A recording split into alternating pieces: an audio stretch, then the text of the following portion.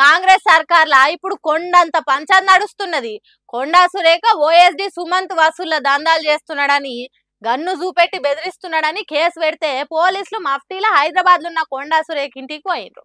అప్పుడు అక్కడున్న మంత్రి కొండా సురేఖ బిడ్డే కొండా సుష్మిత మాట్లాడింది కదా, అంటే ఒక్కొక్క మాట షమక్ షమక్ మని మెరిచినాయి. ఇప్పుడు ఆమె ఎందుకు వచ్చింది చెప్పంటే చెప్పట్లేదు కదా. టాస్క్ ఫోర్స్ వాళ్ళు ఇంతకు ముందు వచ్చి మా ఓఎస్డీని నిన్న టర్మినేట్ చేశారండి. టర్మినేట్ చేశారు. చేసినందుకు దానికి అడ్మినిస్ట్రేషన్ గ్రౌండ్స్ లో అన్నారు. మాకు వాటికి ఏ ఎక్స్ప్లెనేషన్ ఇవ్వలేదు.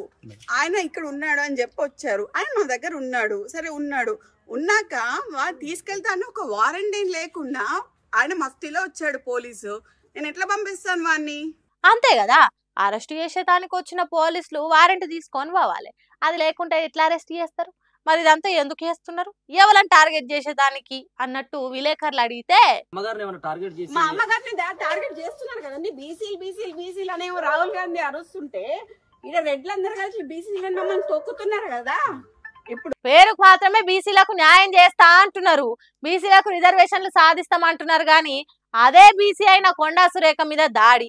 అంతేకాదు, కొండా మురళిని ఎట్లనో ఓ తీరుగా తిప్పల పెట్టాలి, లోపటేయించాలి అనే కుట్రలు జరుగుతున్నాయట వెనక మార్లా. భయం ఏంటంటే మా నాన్నకి సెక్యూరిటీ లేదు. ఇప్పుడు ఈ ఎక్స్ట్రాషన్ కేసు అని వాని పేరు మీద పెట్టి దీంట్లో మా నాన్న పేరు చేర్చి మా నాన్నని తీసుకొచ్చి ఆర్మ్స్ యాక్ట్ పెట్టాలనేది వాళ్ళ ఉద్దేశం అనేది నేను అనుకుంటా. ఉత్తమ్ కుమార్ రెడ్డి కేసు పెట్టిండని చెప్పిండట.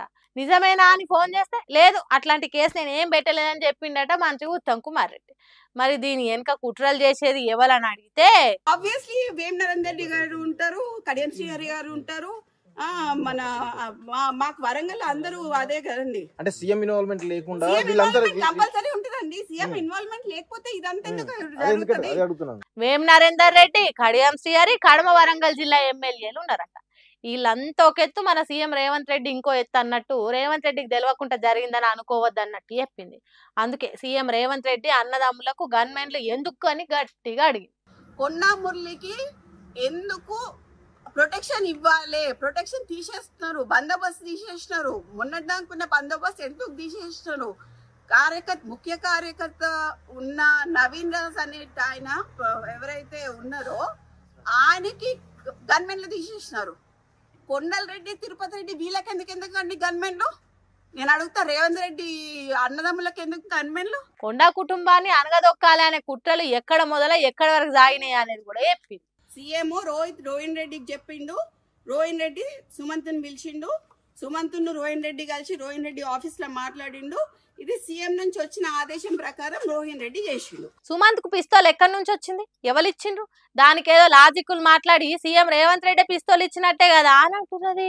సీఎం మరి ఇప్పుడు సీఎం పెట్టించినట్టే కదా పిస్తోల్. జరిగింది రోహిన్ రెడ్డి ఇంట్లోనేనా డిస్కషన్ అంతా? ఆఫీస్ లో అండి. ఎక్కడ అంటే పక్కన ఇప్పుడు ఆయన ఎగ్జాక్ట్లీ. మరి ఇప్పుడు సీఎం తెచ్చిండా పిస్తలు? సీఎం ఇచ్చిండా పిస్తలు? అంతే, సీఎం ఇచ్చిండు. రోహిన్ రెడ్డి నమ్మనాలి. ఇప్పుడు సుమంత్ ఎక్కడ కూర్చుంటే రోహిన్ రెడ్డి అక్కడ కూర్చోవాలి. సుమంత్ ఎక్కడ పోతే రోహిన్ రెడ్డి అక్కడ పోవాలి. సుమంత్ ఎక్కడ అరెస్ట్ అయితే రోహిన్ రెడ్డి అక్కడ అరెస్ట్ కావాలి. ఎవరు ఇట్లా లాజిక్లు మాట్లాడే కాదు, మా కొండా కుటుంబానికి ఏమన్నా కావాలి, చీమె కాలిరిగినంత హాని ఏమన్నా జరగాలి, నేను మాత్రం ఊకునేదాన్ని కాదు అన్నట్టు వార్నింగ్ ఇచ్చింది. మా నాన్న దీంట్లో మా నాన్నని కానీ మా అమ్మని కానీ మా ఇప్పుడు సుమంత్ అనే అతన్ని కానీ అతను మా ఫ్యామిలీ మెంబరు, వాడికి కానీ ఏమైనా హాని జరిగితే మాత్రం తీవ్ర పరిణామాలు ఎదుర్కోవాల్సి వస్తుంది గవర్నమెంట్. దీంట్లో పొంగులెట్టి హస్తం ఉన్నది, దీంట్లో రేవంత్ రెడ్డి హస్తం ఉన్నది, వేం నరేందర్ రెడ్డి హస్తం ఉన్నది. వాళ్ళు ముగ్గురు బాధ్యులు అవుతారు. వాళ్ళు ముగ్గురు బాధ్యులు. ఇంత సీన్ చేసిన సర్కారు కొండా సురేఖను మంత్రి పదవులు ఉంచుతుందా? ఒకవేళ ఉంచాలనుకున్న కొండా సుష్మిత మాటలు మనసు గుచ్చినట్టయి తీసేయాలనే నిర్ణయానికి వస్తారా? ఇటు ప్రతిపక్షాలు సుష్మిత చెప్పిన మాటలు యాద్ చేసి సర్కారు మీద సవారీ చేస్తుందా? తర్వాత ఏం జరుగుతుందనే ముందే చూడాలి.